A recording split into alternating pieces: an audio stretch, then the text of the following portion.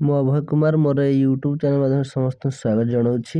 ତ ଆଜିର ଭିଡ଼ିଓରେ ଆମେ ଦେଖିବା ଓଡ଼ିଶା ସବଅର୍ଡ଼ିନେଟ୍ ଷ୍ଟାଫ୍ ସିଲେକ୍ସନ୍ କମିଶନ୍ ବା OSSS ତରଫରୁ କ'ଣ ସବୁ ଆଗକୁ ଭ୍ୟାକାନ୍ସି ଆସିବ। ତେବେ ଏହା ବିଷୟରେ ଆମେ କିଛି ଆଲୋଚନା କରିବା। ତେବେ ଏହା ପୂର୍ବରୁ ଗୋଟେ ମୁଁ ଭିଡ଼ିଓ ଅପଲୋଡ଼ କରିଥିଲି, ଯେଉଁ ଭିଡ଼ିଓରେ ମଧ୍ୟ ମୁଁ ଏଇ OSSS ତରଫରୁ ଆଗୁଥିବା ଭ୍ୟାକାନ୍ସି ଉପରେ ଆଲୋଚନା କରିଥିଲି। ତ ବହୁତ ପିଲା କମେଣ୍ଟ କରିଥିଲେ କି ସାର୍ ଏମିତି ବାରମ୍ବାର କହୁଛନ୍ତି କିନ୍ତୁ ଭ୍ୟାକାନ୍ସି କିଛି ଆସୁନି। ତ ବହୁତ ସାରା ଭିଡ଼ିଓ ଆମେ ୟୁଟ୍ୟୁବରୁ ପାଉଛୁ କି ଭ୍ୟାକାନ୍ସି ଆସିବ କିନ୍ତୁ ଆସୁନି। ତ ଏହାର ସଲ୍ୟୁସନ୍ ମଧ୍ୟ ମୁଁ କହୁଛି। ଦେଖନ୍ତୁ, ଯାହା ବି OSSS ତରଫରୁ ଭ୍ୟାକାନ୍ସି 2023ରେ ଆସିବା କଥା କୁହାଯାଇଛି, ଟିକେ ଲେଟ୍ ହେଇଛି କିନ୍ତୁ ଆସିଛି। ତ ଆମେ ଦେଖିବା ଯେ କ'ଣ ସବୁ ଆସିଛି ଏବଂ ଆଗକୁ ମଧ୍ୟ କ'ଣ ଅଛି। ତ ମୁଁ ଦେଖାଉଛି ସ୍କ୍ରୋଲ୍ ଡାଉନ୍ କରି ସମସ୍ତଙ୍କୁ, ଯେଉଁମାନେ ଭିଡ଼ିଓ ଦେଖୁଛନ୍ତି ନିହାତି ଦେଖନ୍ତୁ। ଦେଖନ୍ତୁ, ଏଠି ସ୍ପଷ୍ଟ ମେନ୍ସନ୍ ଅଛି ଓଡ଼ିଶା ସବଅର୍ଡ଼ିନେଟ୍ ଷ୍ଟାଫ୍ ସିଲେକ୍ସନ୍ କମିଶନ୍ ଏବଂ ଏଠି ମଧ୍ୟ ମେନ୍ସନ୍ ଅଛି କି ଟେଣ୍ଟେଟିଭ୍ ରିକ୍ରୁଟମେଣ୍ଟ କ୍ୟାଲେଣ୍ଡର। ତ ମୁଁ ଧୀରେ ଧୀରେ ସ୍କ୍ରୋଲ୍ ଡାଉନ୍ କରି ଦେଖାଉଛି। ଦେଖନ୍ତୁ, ଏଠି ଦେଖନ୍ତୁ ଜୁନିୟର ଆସିଷ୍ଟାଣ୍ଟ ଯେଉଁଟାକି ଅଲରେଡ଼ି ସରିଛି, ପଞ୍ଚାୟତ ଏକ୍ଜିକ୍ୟୁଟିଭ୍ ଅଫିସର ଅଲରେଡ଼ି ସରିଛି, ମଲ୍ଟିପର୍ପଜ୍ ହେଲ୍ଥ ୱାର୍କର ଏକ୍ଜାମ୍ ତ ଏବେ ରିସେଣ୍ଟଲି ଯାଇଛି ଏବଂ ଲାବୋରେଟୋରୀ ଟେକ୍ନିସିଆନ୍ ମଧ୍ୟ ଆପ୍ଲାଏ ସରିଛି। ତେବେ ଖାଲି ସେତିକି ନୁହେଁ, ଯାହା ବି ସବୁ OSSS ତରଫରୁ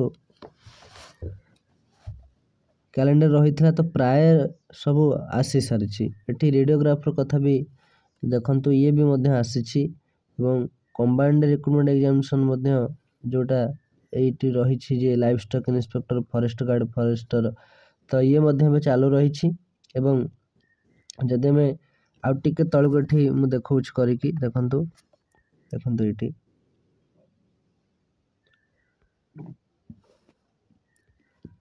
ଏ ଯେଉଁ ଲେଖିଛି ଫାର୍ମାସିଷ୍ଟ 1002 ଏବଂ MPSW ମେଲ୍ 1451। ତ ଇଏ ଏବେ ରିସେଣ୍ଟଲି ଆସିଛି। ତ ମୁଁ ଯେବେ ଭିଡ଼ିଓ ପ୍ରୋଭାଇଡ଼ କରିଥିଲି ଆସିନଥିଲା, ତ ପିଲା ବହୁତ କମେଣ୍ଟ କରିଥିଲେ କି ସାର୍ କେବେ ଆସିବ। ଏମିତି ବହୁତ ସାରା ଭିଡ଼ିଓ ଆମେ ଦେଖିବାକୁ ପାଉଛୁ କିନ୍ତୁ ଆସୁନି। କିନ୍ତୁ OSSS ତରଫରୁ ଯାହା ବି ମେନ୍ସନ୍ ଅଛି କ୍ୟାଲେଣ୍ଡରରେ ଧୀରେ ଧୀରେ ଆସୁଛି। ତ ଟିକେ ଡେରି କରୁଛନ୍ତି ସେମାନେ, କିନ୍ତୁ ରିକ୍ରୁଟମେଣ୍ଟ ଆସୁଛି। ଯାହା ବି ସବୁ ମେନ୍ସନ୍ ଥିଲା, ଦେଖନ୍ତୁ ଏଇ ଯେଉଁ ଫାର୍ମାସିଷ୍ଟ 1002 ଲେଖା ହେଇଛି, ଇଏ ମଧ୍ୟ ଡିସେମ୍ବରରେ ଆସିବାର ଥିଲା, ଏହା ଏବେ ଆସିସାରିଛି। ସେପରି MPSW ମଧ୍ୟ ଡିସେମ୍ବର ଆସିବାର ଥିଲା। ଦେଖନ୍ତୁ ଡିସେମ୍ବର ସ୍ପଷ୍ଟ ମେନ୍ସନ୍ ଅଛି ଡିସେମ୍ବର 2023, ଇଏ ମଧ୍ୟ ଆସିସାରିଛି। ଏବେ ଆଗକୁ କ'ଣ ଆସିବ ଆମେ ତାରି ଉପରେ ଡିଟେଲ୍ଡ ଦେଖିବା। ଦେଖନ୍ତୁ, ଆଗକୁ ଏତିକି ସାରା ଭ୍ୟାକାନ୍ସି ଅଛି ଯେଉଁଟାକି ଡିସେମ୍ବରରେ ଆସିବାର ଅଛି ବୋଲି ମେନ୍ସନ୍ ଅଛି, କିନ୍ତୁ ଏଇଟା ଡିସେମ୍ବର ଆସିପାରେ ନ ଆସିପାରେ କନଫର୍ମ ନୁହେଁ, କିନ୍ତୁ ଫାଇନାଲି ଜାନୁଆରୀ ଭିତରେ ହିଁ ଆସିବ ବୋଲି ଆଶା ରଖିଛନ୍ତି। ତ ସବୁ ପିଲା ମଧ୍ୟ ନିହାତି କିଛି ପିଲା ଜାଣିଛନ୍ତି ଯେ ଜାନୁଆରୀ ଭିତରେ ହିଁ ଆସିବ, କାରଣ ଡିସେମ୍ବରରେ ଏ ଯେଉଁ ଫାର୍ମାସିଷ୍ଟ ଏବଂ MPSW ଆସି ସାରିଛି। ଯଦି ଏଇ ଡିସେମ୍ବର ଶେଷକୁ ରିଭ୍ୟୁ ଇନ୍ସପେକ୍ଟର ବା RI ଆସିପାରେ, ନହେଲେ ଜାନୁଆରୀ ଭିତରେ କିମ୍ବା ଜାନୁଆରୀ ଶେଷ ଆଡ଼କୁ ନିଶ୍ଚିତ ଆସିବ, କାରଣ ଏ ଯେଉଁ କ୍ୟାଲେଣ୍ଡର ତିଆରି ହେଇଛି 2023 ପାଇଁ, ତ 2024 ହେଲେ ବି ସେ ଯଥାଶୀଘ୍ର ତାକୁ ପବ୍ଲିଶ କରିବେ ଏଇ ଯେଉଁ ରିକ୍ରୁଟମେଣ୍ଟ କ୍ୟାଲେଣ୍ଡରକୁ ବା ଯେଉଁ ରିକ୍ରୁଟମେଣ୍ଟ ଆଡ଼ଭାର୍ଟାଇଜ୍ ନିହାତି ଯଥାଶୀଘ୍ର ଏଇ ଯେଉଁ ରିକ୍ରୁଟମେଣ୍ଟ ଆଡ଼ଭାର୍ଟାଇଜ୍ଟି ସେ ଦେବେ।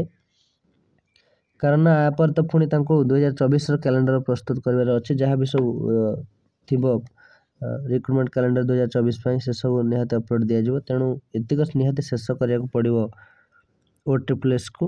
ତେବେ ଦେଖନ୍ତୁ ଏଠି ଆଗକୁ କ'ଣ ଭ୍ୟାକାନ୍ସି ଅଛି ନା, ଏତିକି ସାରା ଭ୍ୟାକାନ୍ସି ନିହାତି ଆସିବ, ଟିକେ ଡେରି ହେଲେ ବି ନିହାତି ଆସିବ। ଦେଖନ୍ତୁ, ରେଭିନ୍ୟୁ ଇନ୍ସପେକ୍ଟର ବା RI ପାଇଁ 562ଟି ଗୋଟି ପଦବୀ ଆଗକୁ ଆସିବାର ଅଛି। ଆସିଷ୍ଟାଣ୍ଟ ରେଭିନ୍ୟୁ ଇନ୍ସପେକ୍ଟର କଲେ ଯେଉଁଟା ARI ବୋଲି କୁହାଯାଏ, ARI, ତ ଏହାରି ଉପରେ 839ଟି ପଦବୀ ନିହାତି ଆଗକୁ ଆସିବ। ସେପରି ଅମିନ କଥା ଯଦି ଆମେ ଦେଖିବା, ଅମିନ 686, ତ ଇଏ ମଧ୍ୟ ନିହାତି ଆଗକୁ ଆସିବ।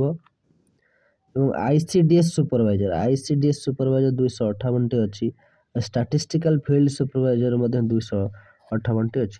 ତ ଏଇ ଯେଉଁ ପଦବୀ ସବୁ ରହିଲା, ସେ RI ହେଉ, ଆସିଷ୍ଟାଣ୍ଟ ରେଭିନ୍ୟୁ ଇନ୍ସପେକ୍ଟର ARI ହେଉ, ଅମିନ ହେଉ, ICDS ସୁପରଭାଇଜର ହେଉ, ଷ୍ଟାଟିଷ୍ଟିକାଲ ଫିଲ୍ଡ ସର୍ଭେର ହେଉ, ତ ଇଏ ନିହାତି ଆସିବନି ବୋଲି କହିଲେ ହେବନି, ଆସିବ କିନ୍ତୁ ଟିକେ ଡେରି ହେଇପାରେ। ତ ଯେଉଁମାନେ ନିଜକୁ ପ୍ରସ୍ତୁତ କରୁଛନ୍ତି ସେମାନେ ନିହାତି ପ୍ରସ୍ତୁତ କରନ୍ତୁ। HEW ମଧ୍ୟ ଗୋଟେ ଅଛି ଯେଉଁଠିକି 94 ବା 94ଟି ପଦବୀ ରହିଛି। ତ ଏ ସବୁ ପଦବୀ ନିଶ୍ଚିତ ଭାବରେ ଆସିବ। ତ ଯେଉଁମାନେ RI ARI ବା ଅମିନ ICDS ସୁପରଭାଇଜର ପାଇଁ ନିଜକୁ ପ୍ରସ୍ତୁତ କରୁଛନ୍ତି ସେମାନେ ନିହାତି ପ୍ରସ୍ତୁତ କରନ୍ତୁ।